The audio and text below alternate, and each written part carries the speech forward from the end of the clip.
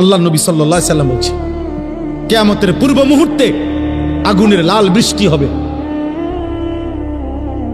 জালজালাতান ভূমিকম্প হবে, খাসফান ভূমি ধসিয়ে দেওয়া হবে, মাসখান চেহারা বিকৃত করা হবে, কাজফান পাথরের বৃষ্টি বর্ষণ হবে, ওয়া আয়াতিন তাতাবাউ কানিজামিন কুতিয়া সিলকুহু। নবীজি বলেন একটার পর একটা এভাবে আযাব আসবে যেন এই তসবির দানা এখান দিয়ে কাইটা দিলে 100 দানা পড়তে মাটিতে কয় ঘন্টা লাগবে? আল্লাহর নবী খোদার কসম এবং উদাহরণ দিয়ে বলছে, কানিজামিন কুতিয়া সিলকুহু, যেমন তসবির দানা মালা যেমন কেটে ফেললে সব ফুল পড়ে যায়, মালা বানাইলে সব দানা পড়ে যায় একটার পর একটা। যদি 10 মিনিট বৃষ্টি হয় তাইলে বৃষ্টির ফোঁটা যে জমিনে পড়ে এক এক ফোঁটার মাঝখানে ব্যবধান কয় মিনিট?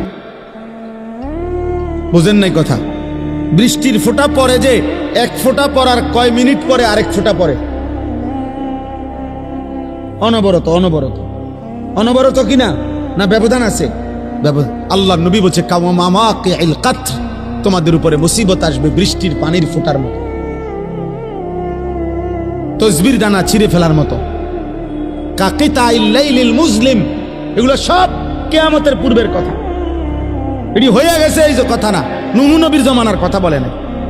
নবীজি বলছে অন্ধকার অমাবস্যার রাত্রির মতো তোমাদের উপরে মুসিবত আসবে, কিছুই খুঁজা পাইবা না। কি করা উচিত? আল্লাহর নবী বলছে ইউসবিহুর রাজুলু মুমিনান ওয়া ইউমসি কাফিরান, সকালবেলা থাকবা মুমিন, সন্ধ্যা হয়ে যাবা কাফের। সন্ধ্যায় ছিলা মুমিন, সকালে হয়ে যাবা কাফের। আল্লাহর নবী সাল্লাল্লাহু আলাইহি সাল্লাম এক সাহাবী হুযাইফাকে বলছিলেন, হুযাইফা, যদি কোনোদিন আল্লাহর পথে চলতে গিয়ে কাউকে খুঁজে না পাও তাহলে একা গাছের শিকড় গোড়ালি কামড়াইয়া ধরা একা হলেও দ্বীনের উপরে থাই। ওয়ালাউ আন তাআদ্দা বিআসলি শাজারাতিন হাত্তা ইউদরিকাকাল মাউত ওয়া আনতা আলা যালিক। মৃত্যু পর্যন্ত আমি অনুরোধ করলাম, আমরা বলার চেষ্টা করছি, আমরা তোমাকে বুঝাইবার চেষ্টা করছি। আপনারা যারা বাবা আছেন, অভিভাবক আছেন, আপনারা আপনাদের ছেলের প্রতি যত্নবান হন। কাঠ পালং আর সোফার ফার্নিচার, বিল্ডিং আর ইট, টাইলস আর বাথরুম নিয়া এত ব্যস্ত হইয়েন না।